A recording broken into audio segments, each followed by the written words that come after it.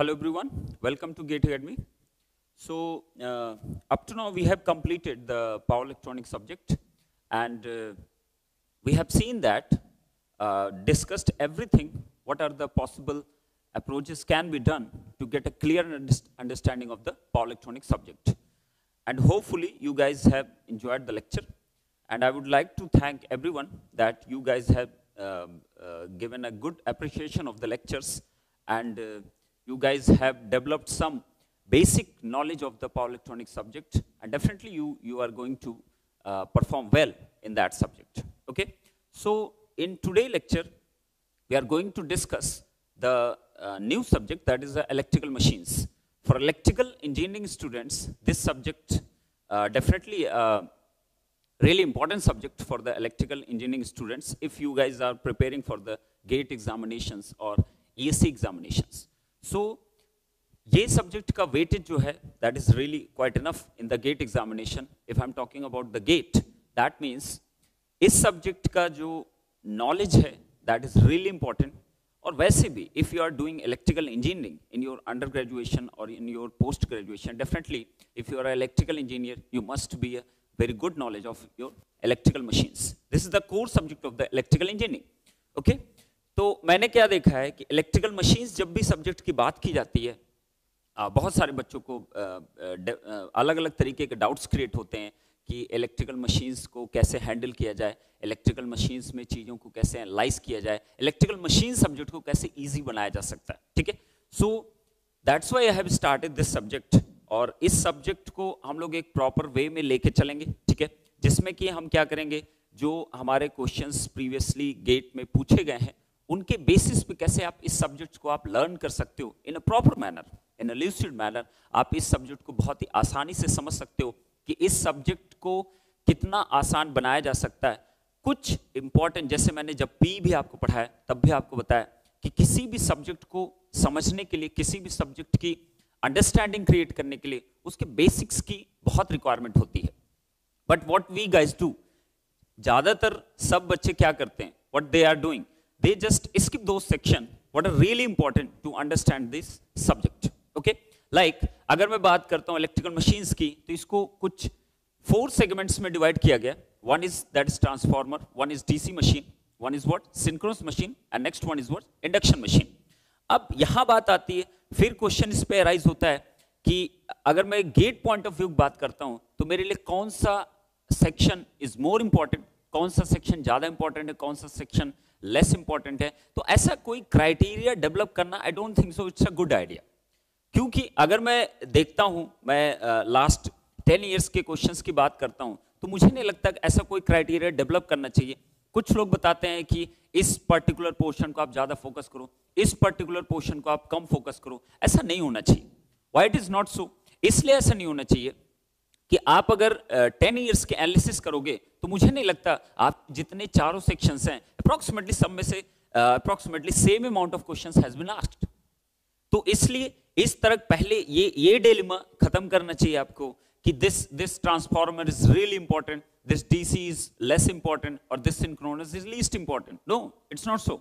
ऐसा बिल्कुल भी नहीं है कि आप 4 सेक्शंस में किसी को बहुत ज्यादा प्रायोरिटी पर रखो या किसी को बहुत ही लेस प्रायोरिटी पर रखो. अगर आप प्रॉपरली गेट एग्जाम की प्रिपरेशन कर रहे हो, you must be very careful that you must be very good in these 4 sections if you are going to do electrical machines. तो मैंने इसीलिए इसका कोई इस तरीके क्राइटेरिया नहीं बताया कि ट्रांसफार्मर में 4 मार्क्स अगर आते हैं आपके, मैक्सिमम 4 मार्क्स अगर आते हैं, डीसी मशीन में 2 मार्क्स आएंगे या सिंक्रोनस कुछ ऐसा आएगा. मेरे हिसाब से इट्स माय ओपिनियन, इतने सालों में 4 to 5 इयर्स जो मेरा जजमेंट है, मेरा जजमेंट यही है कि आपके चारों ही सेक्शन जो हैं आपके रियली इंपॉर्टेंट, सबका लगभग इक्वल वेटेज है. आप किसी को स्किप करना that is not a good idea. हाँ, इन पर्टिकुलर सेक्शन अगर मैं बात करता हूं ट्रांसफार्मर के विद इन क्या क्या इंपॉर्टेंट सेक्शन हो सकते हैं, तो वो हम डिसाइड कर सकते हैं कि this section is really important, this section is least important. But अगर मैं इस कैटेगराइजेशन कहूं कि this one is really important, this one is not so important, बहुत सारे बच्चों को होता है कि सिंक्रोनस मशीन अभी रिसेंटली पूछी जाने लगी है, पहले कभी नहीं आता था. ऐसा नहीं है, इट्स नॉट लाइक दैट. ठीक है, आप किसी के जब भी कोई पेपर सेट करता है, अगर कोई भी आईआईटी आपकी कंडक्ट कराती एग्जामिनेशन, तो फर्स्ट थिंग मैं यहां पे कहना चाहूंगा कि आप अगर आपके दिमाग में ऐसा कोई रोल है या ऐसा कोई आपने कंसेप्ट क्रिएट कर रखा है कि अगर आईआईटी रुड़की करा रही है या आईआईटी गुवाहाटी करा रही है, जो भी आईआईटी करा रही है पेपर वहीं से सेट हो, इट्स नॉट ट्रू। ऐसा बिल्कुल भी नहीं है कि जिस आईआईटी कंडक्ट कर रही है इस एग्जामिनेशन को दिस ईयर, वो ही आईआईटी इस पेपर को सेट करेगी, ऐसा बिल्कुल भी नहीं होता। जितने भी आपके पेपर सेट होते हैं वो सारे आईआईटीज का जॉइंट वेंचर होता है, आपके जितने भी प्रोफेसर्स वहां होते हैं सब के सब मिलकर इस पेपर को सेट करते हैं।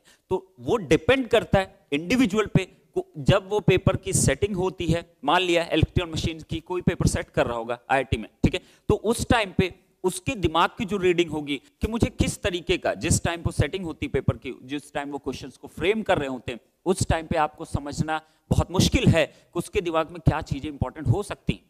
बट इट इज सो, ये एक अच्छी बात है कि गेट का जो सिलेबस है, इलेक्ट्रिकल मशीन्स का जो सिलेबस है या किसी भी सब्जेक्ट का जो भी सिलेबस होता है, जो सिलेबस का पार्ट है मैक्सिमम क्वेश्चंस उसी पार्ट में से ही पूछे जाएंगे।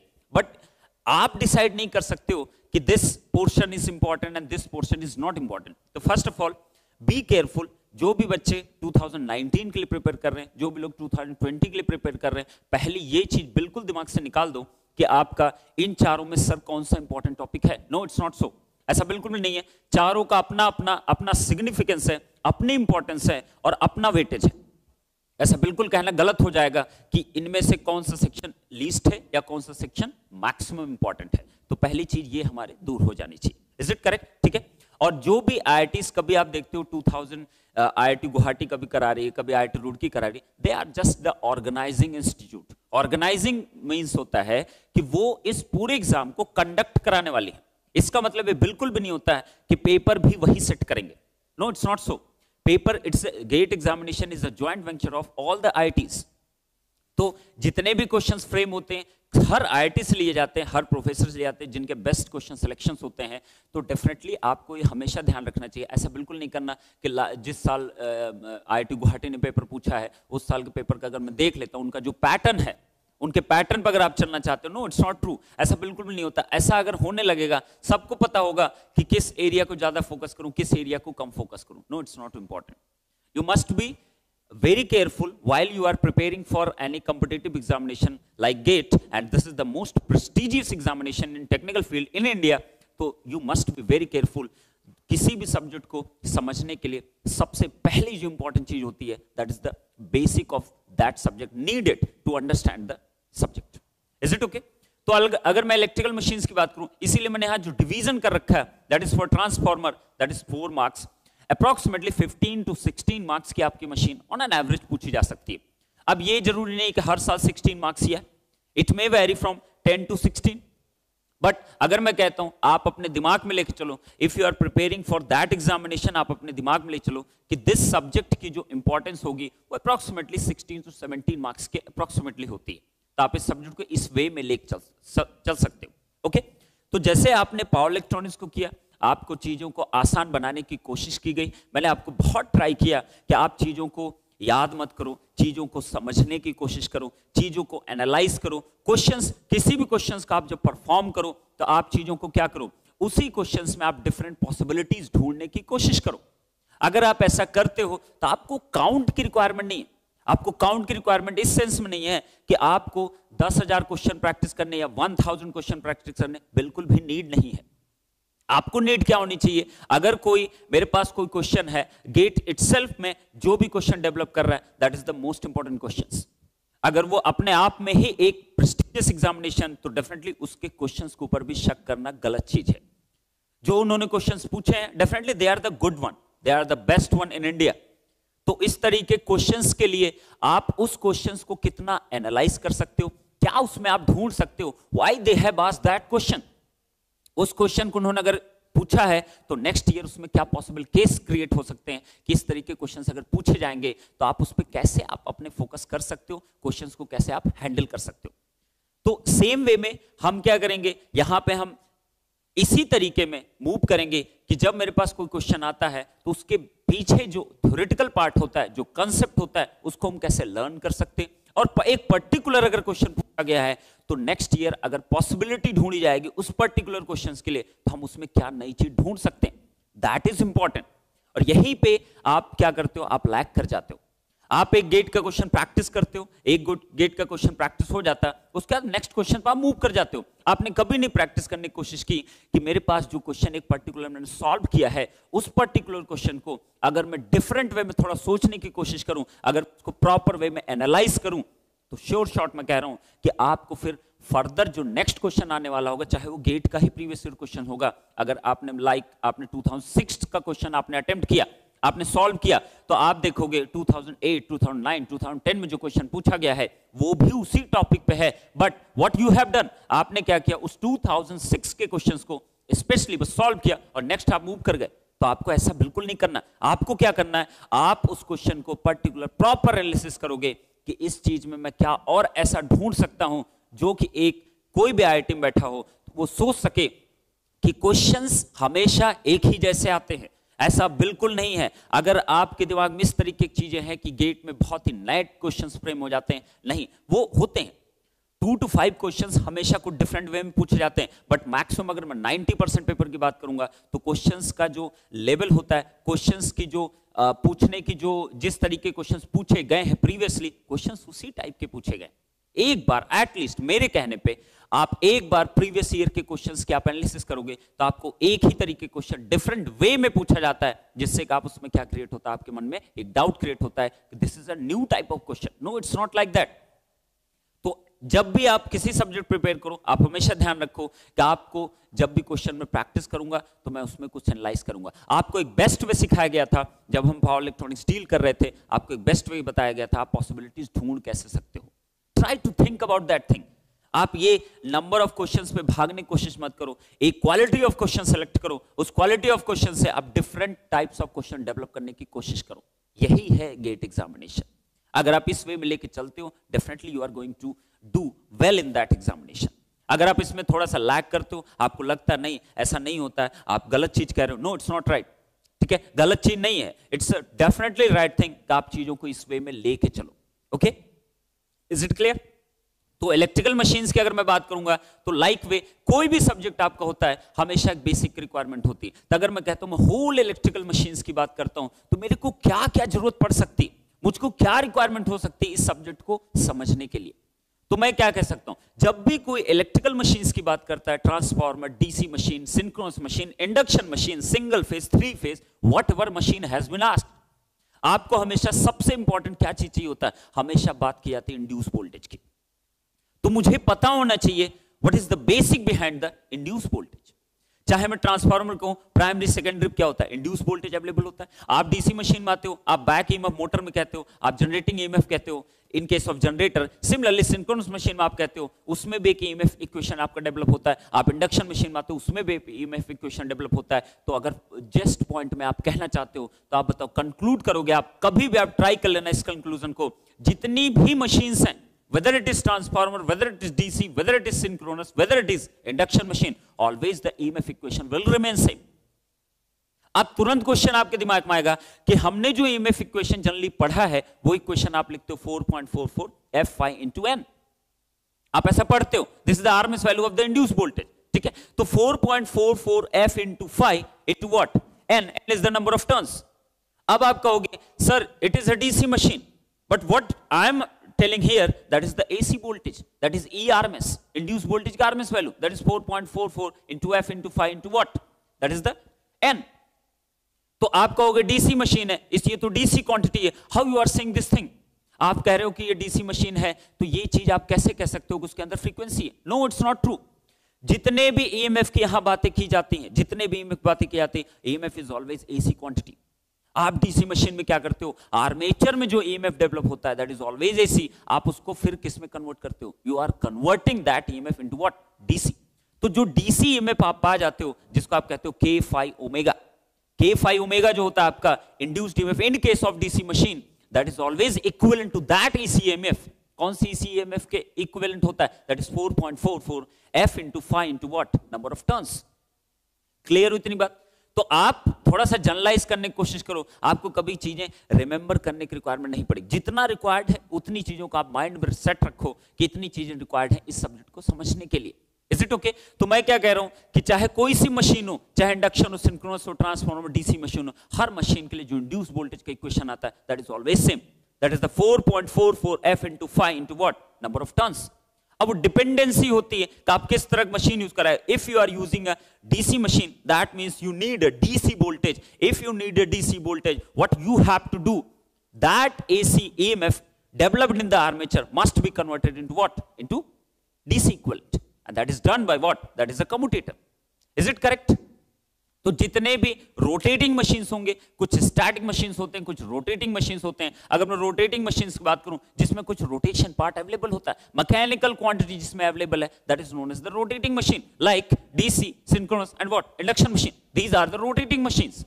तो जितने भी रोटेटिंग मशीन्स होते हैं सबके आर्मेचर में जहां वोल्टेज डेवलप होना है वो हमेशा कैसा होता है? आपका AC, and that is always equivalent to 4.44 F into phi into what? Number of turns.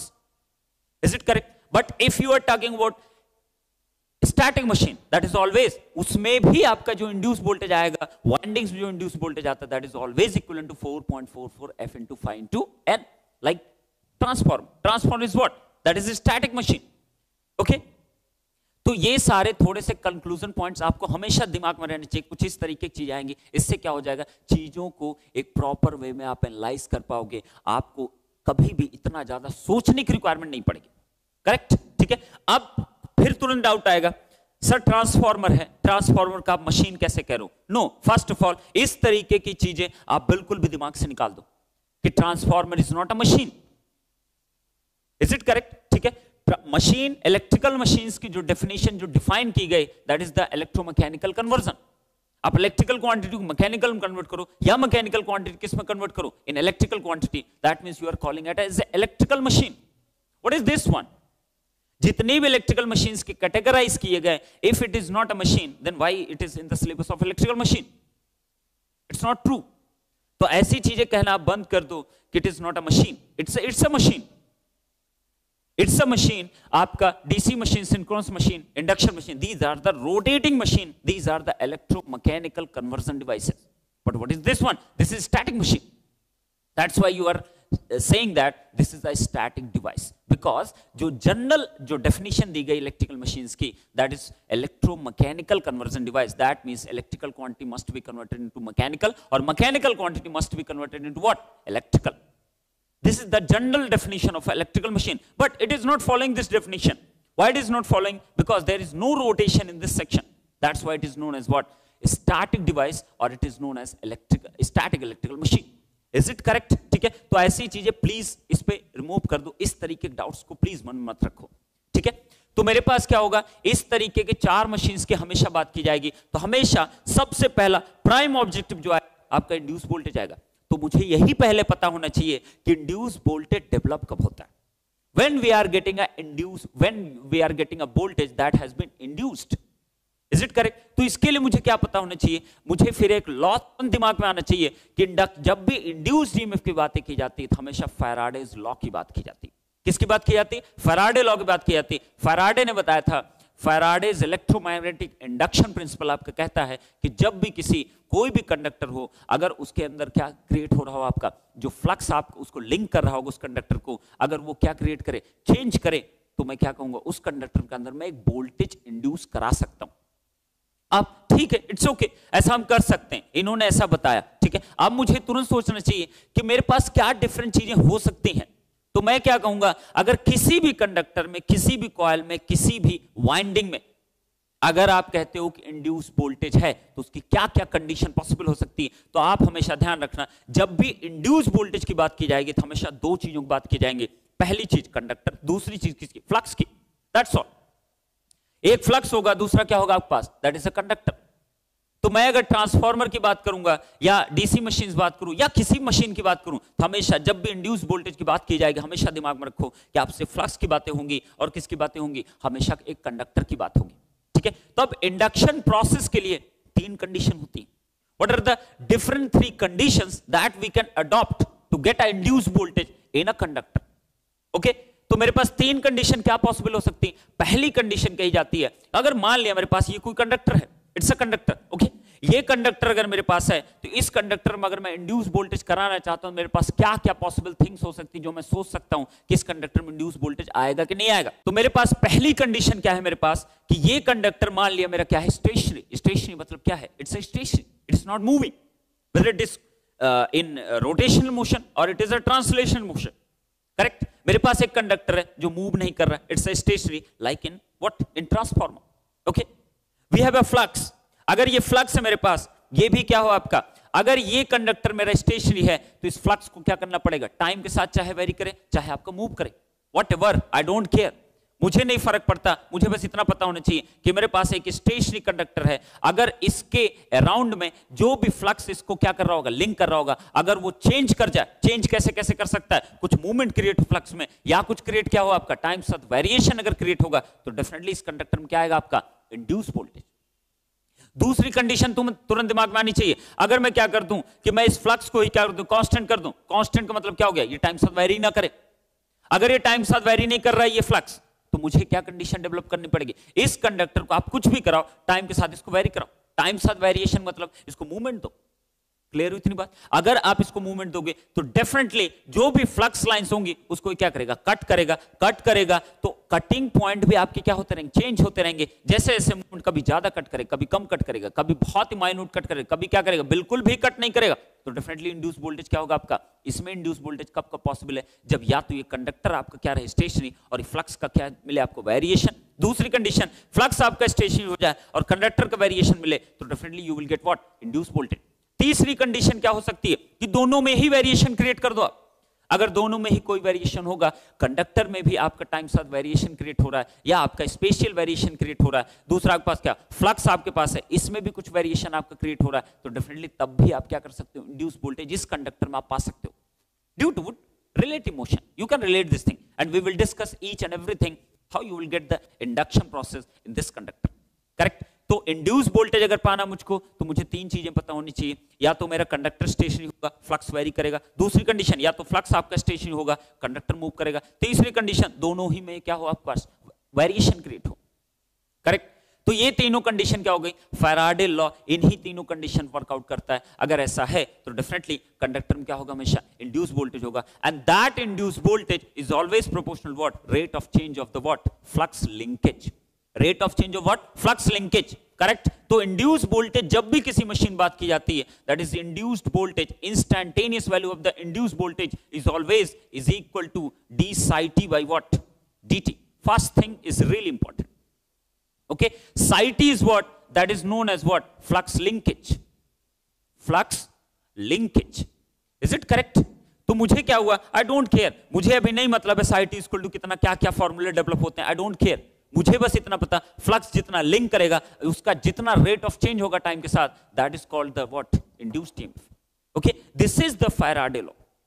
Don't care about कि फैराडे लॉ में मैं इसको क्या करूं, इसको प्लस करूं कि इसको माइनस करूं, don't care about that thing, because Faraday ने केवल इतना बताया था कि what is the Faraday law, that is the, अगर कोई वेरिएशन फ्लक्स या कंडक्टर में क्रिएट होता है तो हर एक कंडक्टर में क्या होता है आपका, that is induce voltage. Correct? This is the Faraday's law. Okay, next अब हम मूव करते हैं। अब मेरे पास बात आती है, इट्स ओके, मैंने इंड्यूस्ड ईएमएफ की कंडीशन जान ली, अब मुझे जानना पड़ गया कि चलो ठीक है, इंड्यूस वोल्टेज की कंडीशन ये होती है, तीन कंडीशन होती है जिसके थ्रू हम ये कर सकते हैं। करेक्ट? अब बताओ, तो मुझे ये तीनों कंडीशन में कैसा कैसा इंड्यूस वोल्टेज मिलेगा। जब भी आपका कंडक्टर स्टेशनरी होगा, जब भी आपका फ्लक्स में क्या होगा, टाइम वेरिएशन क्रिएट होगा, जो भी इंड्यूस वोल्टेज आएगा that is statically induced EMF. जब भी आपके पास फ्लक्स में वेरिएशन क्रिएट होगा, जब भी आपके पास कंडक्टर मूवमेंट होगा, जो भी इंड्यूस्ड ईएमएफ डेवलप होगा that is known as dynamically induced EMF. जब भी आपके पास फ्लक्स में वेरिएशन हो और आपके पास कंडक्टर में वेरिएशन हो, वो इंड्यूस्ड ईएमएफ कैसा होगा, बोथ पॉसिबिलिटी, स्टैटिक भी पॉसिबल हो सकता है, डायनेमिक पॉसिबल हो सकता है। कैसे पॉसिबल होगा वो हम देखेंगे induction machine. Is it correct? ठीक है, तो हम क्या करेंगे, ये सारे प्रोसेस क्या हुए इंड्यूस वोल्टेज के। नेक्स्ट मूव करते हैं, ठीक है, इट्स ओके, हम ये जान गए कि मेरे पास ये इंड्यूस्ड ईएमएफ के कुछ ये तीन तरीके अवेलेबल होते हैं। अब अगर हम मूवमेंट करते हैं कि पूरी मशीन्स को जो गवर्न करते हैं, कितने टाइप ऑफ लॉस गवर्न करते हैं, तो this is the first objective कि मुझे ये पता चला इंड्यूस वोल्टेज कैसे क्रिएट होगा, फैराडेज लॉ। नेक्स्ट मेरा ऑब्जेक्टिव क्या है कि मेरे पास क्या है, कितने टाइप ऑफ लॉज अवेलेबल हैं होल इलेक्ट्रिकल मशीन्स को गवर्न करने के लिए। तो मेरे पास क्या क्या लॉज हो सकते हैं? मेरे पास लॉज जो अवेलेबल है, फर्स्ट थिंग मैंने डिस्कस कर लिया, फर्स्ट वन क्या था आपके पास? Faraday law, Faraday's law. First thing was Faraday's law, जिसके थ्रू आपने क्या पा लिया? Induced EMF. नेक्स्ट मैं अगर बात करूंगा, नेक्स्ट जो लॉ हो सकता है वो क्या बोलते हैं उसको? That is known as Lenz law. क्या बोलते हैं इसको? Lenz law. लेंज लॉ क्या बताता है? जो भी इंड्यूस वोल्टेज आप क्रिएट करते हो, अगर उसको मुझको पोलरिटी की नॉलेज जानना है कि what is the polarity of that induced EMF, whether it is plus, whether it is minus, आप किसको अप्लाई करोगे? You are using Lenz law. तो लेंज लॉ जो डिफाइन करोगे आप, लेंज लॉ हमेशा जो जजमेंट क्रिएट करता है कि जो भी इंड्यूस वोल्टेज है उसकी पोलरिटी क्या होगी? प्लस का होगा, माइनस का होगा, माइनस का होगा, प्लस का होगा। करेक्ट? तो कभी कंफ्यूज मत होना कि induced EMF is that is positive negative. तो पॉजिटिव नेगेटिव जो भी आएगा, व्हाटएवर इट इज पॉजिटिव और negative, it all depends upon what? That is the length law. तो लेंज लॉ ये कहता है, what is the basic definition of Lenz law? Lenz law ये बताता है कि जो भी आपके पास रिस्पॉन्स आया है, वो रिस्पॉन्स हमेशा अपने जिसकी वजह से प्रोड्यूस हुआ, that is known as cause, अपने कॉज को हमेशा क्या करता है? अपोज करता है। अगर मेरे पास कोई इंड्यूस वोल्टेज आया है करंट के राइज होने की वजह से, फ्लक्स के राइज होने की वजह से, तो जो इंड्यूस वोल्टेज आया वो अपोज करना स्टार्ट कर देगा। अपोज करने का मतलब उस फ्लक्स या उस करंट को क्या करने की कोशिश करेगा? कम करने की कोशिश करेगा, डिक्रीज करने की कोशिश करेगा। क्लियर हुई इतनी बात? तो लेंज लॉ आपका क्या कहता है कि अपोजिशन ही क्रिएट करता है, जो भी इसका कॉज होता है, रिस्पांस को जो प्रोड्यूस कर रहा है, उस कॉज को कौन अपोज करेगा? वो रिस्पांस करेगा। That is known as Lenz law. Clear हुई इतनी बात? नेक्स्ट जो बात की जाएगी, और कितने लॉज आएंगे आपके पास? आएगा Fleming right hand rule. Next क्या आएगा आपके पास? Fleming left hand what rule. ये कुछ ऐसे दो रूल्स आपके पास आएंगे, Fleming right hand and Fleming left hand. तो जब भी फ्लेमिंग राइट हैंड की बात की जाएगी, फ्लेमिंग लेफ्ट हैंड की बात की जाएगी, जितने भी रोटेटिंग मशीन्स होते हैं इन दोनों रूल पे ही पूरे गवर्न हो जाते हैं। ठीक है? राइट हैंड और लेफ्ट हैंड अगर क्लियर आपको है तो डेफिनेटली आपको जो बेसिक प्रिंसिपल होगा, चाहे वो डीसी मशीन को, चाहे सिंक्रोनस मशीन को, चाहे इंडक्शन मशीन को, आप इजीली बता सकते हो कि चीजें कैसे, किस डायरेक्शन में रोटेशन होगा, किस डायरेक्शन में आपका क्या होगा, इंड्यूस वोल्टेज प्रोड्यूस होने वाला है, सब कुछ आप गवर्न करा सकते हो इन रोटेटिंग इलेक्ट्रिकल मशीन्स। तो राइट हैंड की अगर बात करूं या लेफ्ट हैंड की बात करूं, हमेशा ध्यान रखना राइट हैंड रूल और लेफ्ट हैंड रूल में जो आपके पास जो फिंगर्स होते हैं उनके जो करस्पॉन्डिंग इक्विवेलेंट पॉइंट्स होते हैं वो हमेशा क्या होते हैं? सेम होते हैं। मतलब लाइक व्हाट, मैं अगर बात करता हूं, मेरे पास क्या है? राइट हैंड और left hand, this is the right hand left hand. तो आप क्या करते हो? अपनी तीनों उंगलियों क्या स्ट्रेच करते हो 90 डिग्री पे। Each fingers are displaced with each other what, how much degree? That is 90 degree. Clear हुई इतनी बात? तो मेरे पास क्या? राइट हैंड और left hand rule. Right hand और लेफ्ट हैंड रूल का अगर मैं बात करूं, this is the right hand rule. तो चाहे लेफ्ट हैंड हो चाहे राइट हैंड हो, हमेशा थंब जो रिप्रेजेंट करता है हमेशा मोशन को रिप्रेजेंट करता है। किसको रिप्रेजेंट करेगा? हमेशा मोशन करेगा। मोशन कह सकते हो आप, टॉर्क कह सकते हो आप, रोटेशन कह सकते हो। क्लियर होती है बात? किसी में भी, चाहे वो लेफ्ट हैंड हो चाहे वो राइट हैंड हो, थंब हमेशा क्या रिप्रेजेंट करेगा? मोशन करेगा। नेक्स्ट, फर्स्ट फिंगर जो होती है आपकी, this is first finger. First finger हमेशा और हमेशा फ्लक्स की डायरेक्शन को रिप्रेजेंट करेगा, whether it is right hand और whether it is what, left hand rule. Clear हुई बात? नेक्स्ट आगे मिडिल फिंगर आपके पास जो अवेलेबल है, this finger always represents what, the current और induce voltage direction. Is it correct? जो भी इंड्यूस करंट होगी, जो भी इंड्यूस वोल्टेज होगा, अगर उसकी डायरेक्शन आप जानना चाहते हो, that means you must know about this finger. Is it okay? ठीक है, चाहे लेफ्ट हो चाहे राइट हो। तो लेफ्ट और राइट में जितने फिंगर पॉइंटिंग्स हैं, ये फिंगर या इसका थंब, दोनों के ही थंब किसको रिप्रेजेंट करेंगे? दैट इज ऑलवेज मोशन और टॉर्क। ठीक है, फर्स्ट फिंगर क्या रिप्रेजेंट करेगा? बोथ का फर्स्ट फिंगर क्या रिप्रेजेंट करेगा? That is the flux direction. And this finger, middle finger, will represent always the induce current और what, induce voltage.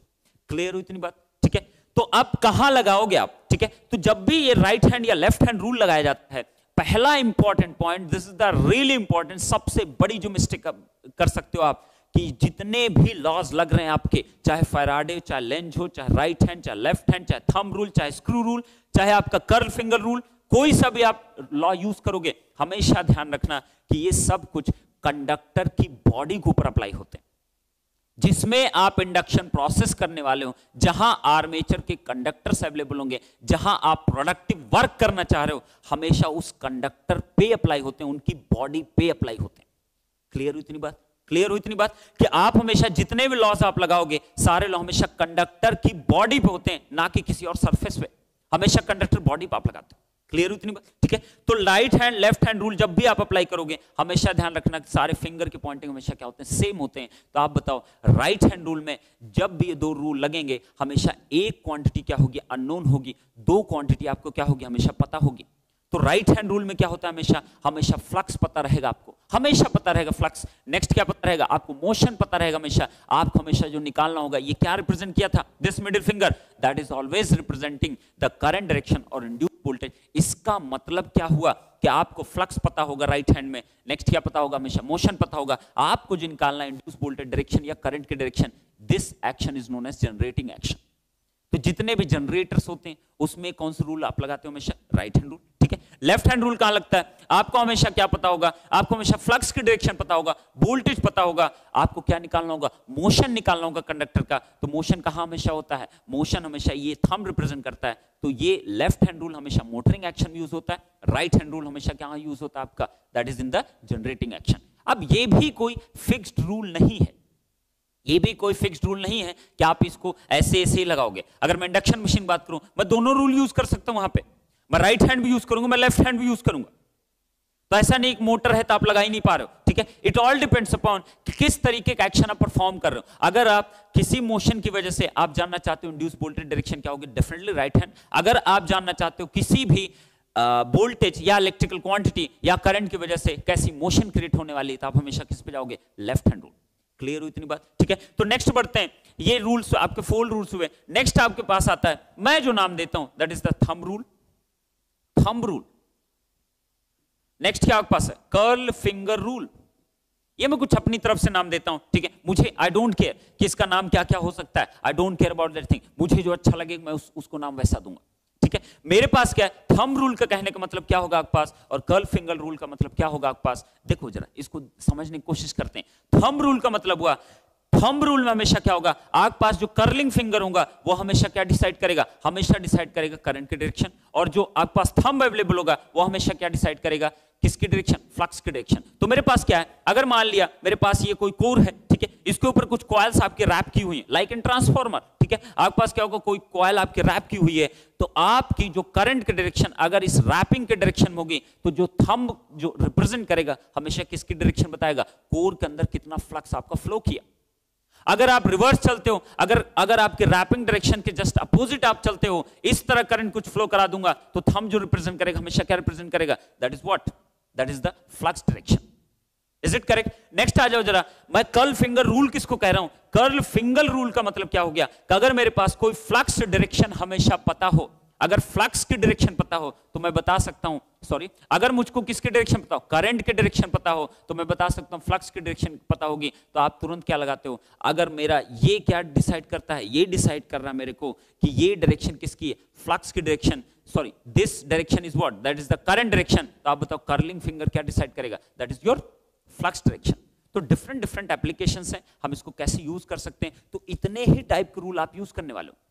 Faraday's Lenz law, rules क्या क्या है, Fleming right hand, Fleming left hand, thumb rule, curl finger rule, इतने तरीके कुछ हम क्या करेंगे, रूल्स को या लॉस को हम फॉलो करेंगे होल इलेक्ट्रिकल मशीन्स में।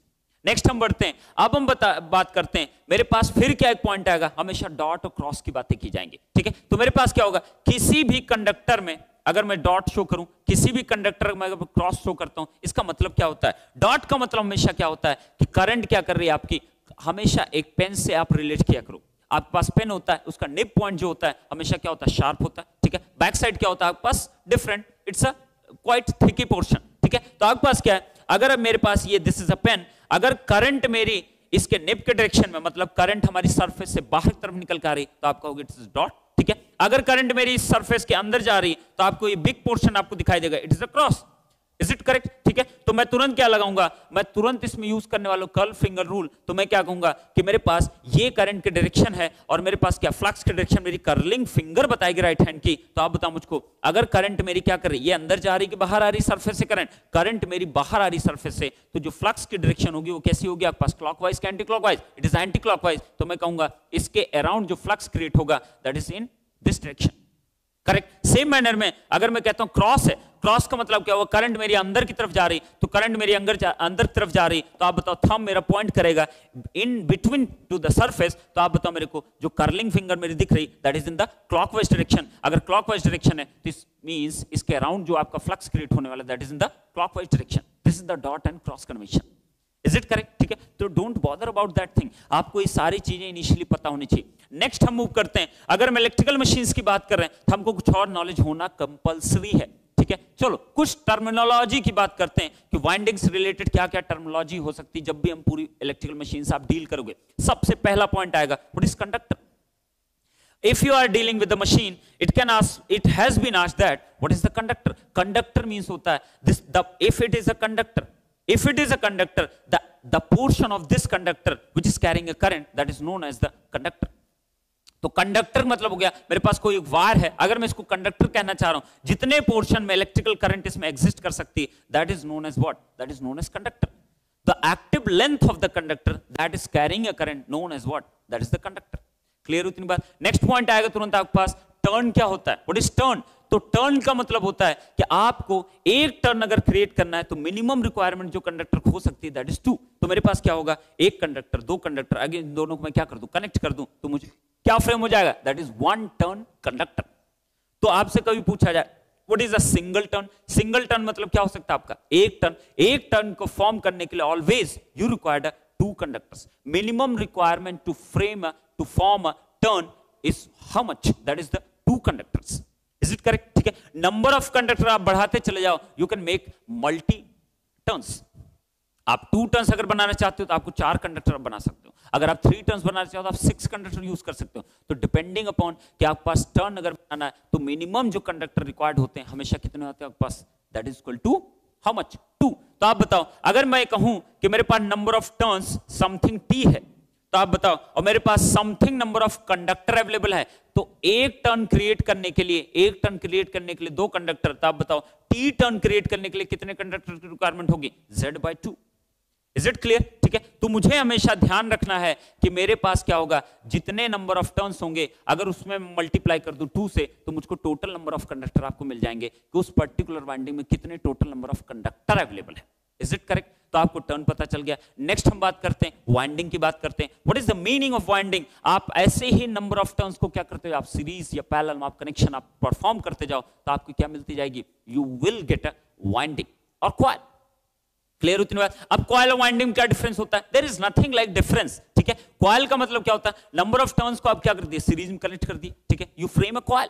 ठीक है, नेक्स्ट क्या हुआ, नंबर ऑफ कॉइल्स का आपने क्या कर दिया, सीरीज या पैरेलल में आप कनेक्शन अगर परफॉर्म कर देते हो you will get a winding. Clear हुई इतनी बात? तो जो भी वाइंडिंग आप यूज करते हो, फैन में आप यूज करते हो, मोटर्स में यूज करते हो, कहीं पे भी यूज करते हो, तो नंबर ऑफ कॉइल्स को क्या करते हो, सीरीज या पैरेलल में आप करें। अब सीरीज का पैरेलल का this all depends upon the कि आप कौन सी मशीन आप डील कर रहे हो, किस तरह का आपको रिस्पॉन्स चाहिए, उस पर डिपेंड करता है कि आप किस तरीके की वाइंडिंग आप डिजाइन करने वाले। Lab, wave, different types of windings आते हैं। क्लियर हुई इतनी बात? ठीक है, तो number turns, conductor, winding, coil, ये सारी चीजें होती हैं। स्लॉट का मतलब क्या होता है, स्लॉट का मतलब होता है कोई भी मशीन आपके पास है, आप इस वाइंडिंग को पुट कहां करोगे, पुट करने के लिए कुछ स्पेस की रिक्वायरमेंट होगी, तो डेफिनेटली जो भी आपके पास सरफेस अवेलेबल है जिसमें किसी भी वाइंडिंग का कुछ पोर्शन आपका पुट होता है that is known as what, slot. Is it correct? ठीक है, तो आप हमेशा ध्यान रखोगे स्लॉट क्या है, कॉइल क्या है। कॉइल का साइड नाम लिया जाता है। कॉइल साइड का मतलब क्या होता है, मान लिया मेरे पास ये कोई कॉइल है, ठीक है, तो इसका जो एक साइड होता है उसको हम क्या बोलते हैं, that is the known as the coil side. अगर मैं कहूं कि एक ही कॉइल के 2 साइड्स हैं, इसका मतलब मेरी कॉइल कुछ ऐसी रही होगी लाइक दिस वन, और इधर भी एक और रहा होगा, तो आप बताओ इसके कितने साइड्स हो जाएंगे, आपके 2 साइड्स। क्लियर हुई इतनी बात? तो कॉइल का जो एक पोर्शन जो स्लॉट में पुट होता है उसको हम क्या कहते हैं, that is known as what, coil side of that coil. Clear हुई इतनी बात? ठीक है, तो मुझे हमेशा ध्यान रखना मैं क्या क्या चीजें पॉइंट्स हम लेने वाला हूं। नेक्स्ट पॉइंट अगर आपके पास आता है, आपसे पूछा जाता है स्लॉट एंगल क्या होता है। स्लॉट एंगल का मतलब होता है जिसमें भी आपकी कॉइल्स आप पुट की जाती है उसका इलेक्ट्रिकल डिग्री में कितना कंट्रीब्यूशन अवेलेबल होता है, that is what, that is known as slot angle. Is it correct? Next आपको पूछा जाता है व्हाट इज पोल पिच। तो पोल पिच की अगर बात करें तो pole pitch is the angular displacement between 2 what poles. मेरे पास हमेशा 2 तरीके के पोल्स होंगे, one is known as what, N pole, and second one is what, that is the S pole. तो मैंने कहा this is N pole, this is S pole. मैंने कहा ये कोई आपके पास मैग्नेट अवेलेबल था जिसमें आपके 2 पोल्स थे, तो पोल के बारे में पहले इंफॉर्मेशन होनी चाहिए कि एनएस पोल हमेशा क्रिएट होते हैं, टू पोल्स हमेशा किसी भी मैग्नेटिक आपके पास मटेरियल में अवेलेबल होते हैं, one is N, next one is what, that is the south pole. तो जब भी मैं बात करूंगा इसमें फ्लक्स जो प्रोड्यूस होगा, अगर वो आपके पास एयर में ट्रेवल कर रहा है तो हमेशा कहां से कहां ट्रेवल करता है, एन टू एस, क्लियर। अगर वो with in the material travel करता है तो हमेशा कहां से कहां ट्रेवल करता है, S to N, is it okay. और जितनी भी फ्लक्स लाइंस आपकी पास करती हैं हमेशा क्या होती हैं, क्लोज्ड फॉर्म में होती हैं, कभी ओपन फ्लक्स लाइंस नहीं पॉसिबल हो सकती, हमेशा क्लोज्ड लूप आपका क्रिएट होता है, क्लियर हुई इतनी बात। जब भी आप एयर की बात करोगे तो फ्लक्स की जो, this is the really important, अगर ये चीज आपको हमेशा माइंड में रखना, नहीं तो आपको सबसे बड़ी प्रॉब्लम कहां क्रिएट होगी, जब आप डीसी, सिंक्रोनस या इंडक्शन मशीन पढ़ोगे तो आपको हमेशा बहुत क्लियरली पता होना चाहिए, जब भी फ्लक्स आपका ट्रेवल करेगा कहां, एयर में, तो हमेशा कहां से कहां ट्रेवल, एयर कह लो, स्पेस कह लो, व्हाटएवर यू वांट टू से, आप हमेशा ध्यान रखो जब भी फ्लक्स की ट्रेवलिंग होगी एयर में हमेशा एन टू एस ही मूवमेंट होगा, क्लियर हुई इतनी बात, ठीक है। अगर विद इन द मटेरियल होगा मैग्नेटिक मटेरियल तो हमेशा किसके होगा, S2N होगा। अब तुरंत आपके दिमाग में आना चाहिए पोल्स के टाइप क्या हो सकते हैं, ठीक है। पोल्स के टाइप क्या हो सकते हैं, फिक्स्ड पोल्स हो सकते हैं, वेरिएबल पोल्स हो सकते हैं। फिक्स्ड पोल का मतलब क्या होता है, what is the meaning of fixed pole. Fixed pole का मतलब होता है it's a natural magnet, best example is the natural magnet जो आप घरों में यूज करते हो, ठीक है। उसमें हमेशा नॉर्थ और साउथ जो होता है हमेशा फिक्स्ड पोजीशन होता है, you can not very that thing. आप ऐसा नहीं कर सकते हो कि अगर उस पर्टिकुलर मैग्नेट का नॉर्थ पोल ये है, साउथ पोल ये है, तो आप इसको एन को यहां ला दो और एस को यहां ला दो, it's not possible for you. तो फिक्स्ड पोल का मतलब होता है जिसका नॉर्थ और साउथ पोल हमेशा क्या होता है, आपका फिक्स्ड होता है, उसको हम क्या कहते हैं, fixed pole.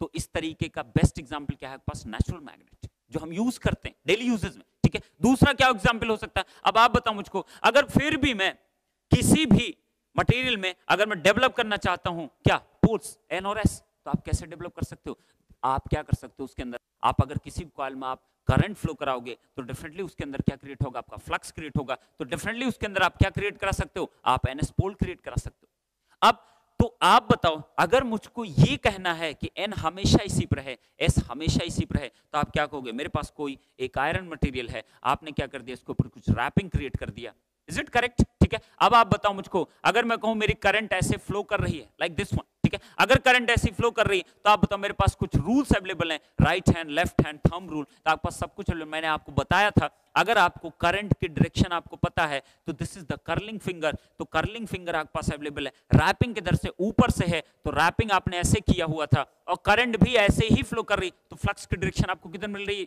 It is from right to what, left. तो आप बताओ करंट अगर इस तरफ फ्लो कर रही है तो फ्लक्स ऐसे कुछ फ्लो कर रहा है, करेक्ट, ठीक है। तो मैंने कह दिया, मान लिया दिस इज डीसी करंट, क्या नाम दे दिया इसको, डीसी करंट। अगर ये डीसी करंट है तो आप ही बताओ जो भी फ्लक्स प्रोड्यूस हो रहा वो भी डीसी ही प्रोड्यूस होगा ना, इज इट करेक्ट। तो फ्लक्स आपके पास क्या होगा, अगर आप कांस्टेंट फ्लक्स चाह रहे हो तो constant flux can be produced with what, DC supply. और इस तरीके से अगर आप कर रहे हो तो आप बताओ, मैंने अभी बताया था फ्लक्स लाइंस का जो मूवमेंट होता है हमेशा एयर में, जो मूवमेंट होता है हमेशा एन टू एस जाता है और विद इन द मटेरियल। तो आप बताओ अगर इस तरीके फ्लो कर रहा है विद इन द मटेरियल तो आप बताओ यहां क्या होगा, एस, और यहां क्या होगा, एन। आप बताओ ये मूवमेंट ऐसे ऐसे चलेगा कि नहीं चलेगा, इज इट करेक्ट, ठीक है। तो मुझे क्या मिल गया, ये पोल्स नेचुरल पोल्स नहीं है, आपने इसको डेवलप किया है, डेवलप किया आपने। तो आप बताओ इस तरीके के पोल्स को हम क्या कहते हैं, इलेक्ट्रोमैग्नेटिक पोल्स।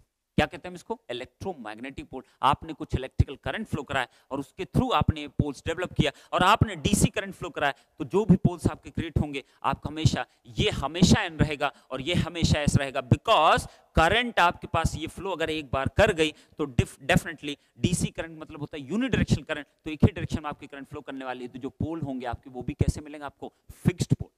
तो फिक्स्ड पोल अगर क्रिएट करना है तो हमेशा क्या होगा आपके पास, आप चाहे डीसी सप्लाई दे दो या तो आप क्या कर सकते हो, आप एक नेचुरल मैग्नेट यूज कर सकते हो जिसके थ्रू आप फिक्स्ड पोल्स यूज कर सकते हो। नेक्स्ट बात आती तुरंत वेरिएबल पोल की। वेरिएबल पोल का मतलब हुआ एन एस की पोजीशन इंटरचेंज करती रहे। तो कैसे करा सकते हो आप इसी करंट को कैसे कर दो आप एसी करंट। अगर आप एसी करंट कर दे दो हाफ साइकिल में क्या प्रोड्यूस करेगा आपको, एन यहां पे होगा, एस यहां पे होगा। नेक्स्ट हाफ साइकिल में आपका क्या प्रोड्यूस होगा, आपका एस यहां होगा, एन यहां पे होगा। तो इसका मतलब क्या होगा आपके पास, एनएस की जो पोजीशन है वो भी क्या करती रहे आपकी, वेरी करती रहेगी। तो ऐसे पोल्स हम क्या कहते हैं, that is known as variable poles. Clear हुई इतनी बात। तो हमेशा ध्यान रखो कि आपको क्या रिक्वायरमेंट है, आप जो प्रोजेक्ट आप डील करने जा रहे हो उस पर्टिकुलर प्रोजेक्ट को डेवलप करने के लिए आपको रिक्वायरमेंट क्या है। तो यहाँ मेरा प्रोजेक्ट क्या, इलेक्ट्रिकल मशीन्स, तो हमको पता होना चाहिए हमारे पास बेसिक अंडरस्टैंडिंग क्या क्या अवेलेबल होनी चाहिए। करेक्ट, ठीक है। तो फिक्स्ड पोल, वेरिएबल पोल, इतने टाइप्स ऑफ लॉस यूज करने वाले हो। आप पास हमेशा स्लॉट पता होना चाहिए, आपको टर्न पता होना चाहिए, आपको क्या पता होना चाहिए, कॉइल पता होना चाहिए, आपको वाइंडिंग पता होना चाहिए, आपको स्लॉट एंगल पता होना चाहिए, आपको पोल पिच पता होना चाहिए। तो पोल पिच मैंने क्या बताया था आपको, वन पोल से इस पोल तक पहुंचने में जितना एंगुलर डिस्प्लेसमेंट आप क्रिएट करते हो, that is known as what, pole pitch. और ये हमेशा किस में आप मेजर करते हो, इलेक्ट्रिकल डिग्री में। Mechanical displacement, electrical displacement, both are different thing, ठीक है। अगर मैं कहता हूं कि रिलेशन क्या है, electrical degree, this is electrical degree, this is what, mechanical degree, तो हमेशा क्या होता है आपके पास, मैकेनिकल और इलेक्ट्रिकल जो कन्वर्जन होता है हमेशा क्या होता है आपके पास, theta electrical is equal to number of poles into what, theta M divide by what, 2। Clear हुई इतनी बात। तो हमेशा इलेक्ट्रिकल और मैकेनिकल अगर कन्वर्ट करना होगा मुझको, कि ये कह दिया कि मैकेनिकल डिस्प्लेसमेंट 2 डिग्री का है, तो बताओ इलेक्ट्रिकल कितना डिस्प्लेस किया। तो इलेक्ट्रिकल डिस्प्लेसमेंट आप कैसे कैलकुलेट कर सकते हो, P/2 इंटू व्हाट, थीटा। अगर मैं बेसिक 2 पोल मशीन की बात करता हूं तो थीटा इलेक्ट्रिकल और थीटा मैकेनिकल दोनों क्या होते हैं आपके, सेम होते हैं। बट अगर मैं 4 पोल मशीन की बात करता हूं तो कितने होते हैं, theta electrical is always greater than what, theta mechanical. तो आपको ये भी दिमाग में रहना चाहिए, जब भी थीटा इलेक्ट्रिकल की बात की जाएगी, इलेक्ट्रिकल डिस्प्लेसमेंट की बात की जाएगी, हमेशा और हमेशा वो थीटा मैकेनिकल से ज्यादा ही आएगा। If I am talking about what, if P is greater than what, 2, तो थीटा इलेक्ट्रिकल हमेशा ज्यादा मिलेगा आपको किससे, थीटा मैकेनिकल से। Is it clear.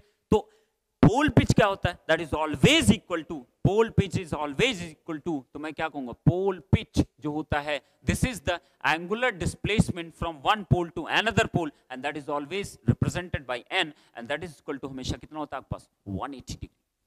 क्लियर हुई इतनी बात, ठीक है। तो मेरे पास क्या है, तो ये कुछ इस तरीके की नॉलेज होना बहुत जरूरी है। फैराडेज लॉ आपका ये होता है, लेंज लॉ क्या बताता है, इसकी पोलैरिटी डिसाइड करेगा, ठीक है। कुछ आपके right hand, left hand, thumb rule, ये कुछ इस तरीके के लॉज आप यूज करोगे जब भी आप इलेक्ट्रिकल मशीन्स को आप डील करोगे। तो आप, अब हम लोग क्या करेंगे, नेक्स्ट लेक्चर से हम लोग देखेंगे कि आप, जो स्टार्ट करूंगा from transformer, nobody can say, आप बिल्कुल वैसा नहीं कह सकते हो कि आप सबसे पहले इसको स्टार्ट कर दो, इंडक्शन को स्टार्ट कर दो, no, it's not good idea. If you are dealing with the transformer first, that means you are creating your basics to understand other 3 machines like DC machine, like synchronous and what, that is induction machine. तो basic जो निकल के आएगा, that is from always from what, transformer. Transformer से आपको पता चलेगा कि ट्रांसफार्मर अगर आपको एक बेटर अंडरस्टैंडिंग है तो आपका उसका एप्लीकेशन इन तीनों में कैसे आप यूज कर सकते हो। डोंट थिंक अबाउट कि दिस इज डीसी मशीन, इसमें एसी का कोई रोल नहीं है, डेफिनेटली इट्स एसी। आप एसी का रोल है, वो कैसे होगा, वो हम जब डील करेंगे डीसी मशीन तो आपको बताऊंगा कि कैसे इस चीज का एप्लीकेशन आप यहां पा सकते हो, इसका एप्लीकेशन आप यहां पा सकते हो, और इसका जबरदस्त एप्लीकेशन आप कहां पा सकते हो, आप इंडक्शन मशीन पा सकते हो। क्लियर। तो ट्रांसफार्मर की नॉलेज इज रियली इंपॉर्टेंट। आपको यहां सारी चीजें बताई जाएंगी कि ट्रांसफार्मर किसका ऑपरेटिंग प्रिंसिपल क्या होता है, आपके पास इसमें आपके पास क्या होता है, आपके पास no load condition, full load condition, equivalent circuit, आप जो रेफरिंग करते हो सेकेंडरी को प्राइमरी में, प्राइमरी को सेकेंडरी में, उसमें बहुत सारा कंफ्यूजन, टर्न रेशियो हमेशा कंफ्यूजन, कि टर्न रेशियो बोलूं कि ट्रांसफॉर्मेशन रेशियो बोलूं, ए बोलूं कि के बोलूं, दोनों एक दूसरे के इनवर्सली प्रोपोर्शनल होते हैं, बहुत सारे डाउट्स आपके मन में होते हैं ट्रांसफार्मर में। फिर जो इंड्यूस्ड ईएमएफ होता है वो हमेशा E इक्वल टू मैं प्लस ND5/dt लूं कि माइनस ND5/dt लूं, तो ऐसा सारे डाउट्स को आपको क्लियर होना चाहिए, आपको पता होना चाहिए कि मुझे क्या करना है, ठीक है। फिर आप उसमें रेगुलेशन पढ़ोगे, आप उसमें open circuit, short circuit test पढ़ोगे, डिफरेंट टाइप्स ऑफ लॉसेस आप पढ़ोगे, तो इतना सारी इंफॉर्मेशन हम लोग नेक्स्ट लेक्चर में सब कुछ डिस्कस करेंगे। यूजिंग व्हाट, मैं क्या करूंगा, इस पूरे ट्रांसफार्मर को आपको मैं सिखाऊंगा कि आपके पास एक पर्टिकुलर क्वेश्चन, उससे भी कैसे कंसेप्ट को आप डील कर सकते हो, आप कंसेप्ट को कैसे समझ सकते हो। If you have a particular segment of a question, अगर एक क्वेश्चन को मैं ले लेता हूं, उसके थ्रू मैं कैसे चीजों को मैं एनालाइज कर पाऊंगा, और उसके बिहाइंड जो कंसेप्ट यूज हो रहा होगा उसको मैं कैसे डील करने वाला हूं। Is it correct. तो ये कुछ बेसिक चीजें मैंने बताया, जो चीजें मैं जनरली यूज करता हूं। आप कोई मशीन पढ़ोगे तो हमेशा इन्हीं कुछ टर्म्स में आपको रिक्वायरमेंट पड़ेगी, आपको बार बार बातें की जाएंगी, फैराडेज लॉ बार बार बातें की जाएंगी। One point I have missed, that is the mutual induction. What is the mutual induction? Mutual induction का क्या मतलब होता है कि मेरे पास क्या है, 2 कॉइल, ठीक है, मेरे पास 2 कॉइल है, मैंने क्या किया, एक कॉइल में करंट फ्लो करा है, कुछ फ्लक्स प्रोड्यूस हुआ, अगर फ्लक्स प्रोड्यूस हुआ तो ये फ्लक्स इसको तो लिंक कर ही रहा है, साथ साथ में अगर इसके काफी क्लोजली अब मैं इसको पुट करूं तो ये फ्लक्स इस कॉइल को जो लिंक करेगा, तो कॉइल में अगर फ्लक्स का लिंकेज है और मेरे पास क्या है, फ्लक्स का वेरिएशन भी साथ साथ में अवेलेबल है, टाइम साथ वो वेरी भी करेगा, तो डेफिनेटली इस कॉइल में भी क्या होगा, आपका इंड्यूस वोल्टेज।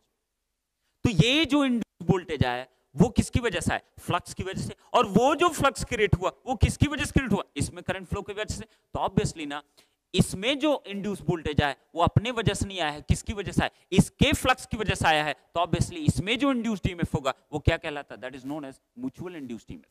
इसमें जो इंड्यूस्ड ईएमएफ आएगा, करंट फ्लो कराओगे, फ्लक्स डेवलप होगा, इसमें भी एक इंड्यूस्ड ईएमएफ आएगा, तो ये इंड्यूस्ड ईएमएफ क्या कहलाएगा, आपका सेल्फ इंड्यूस्ड ईएमएफ।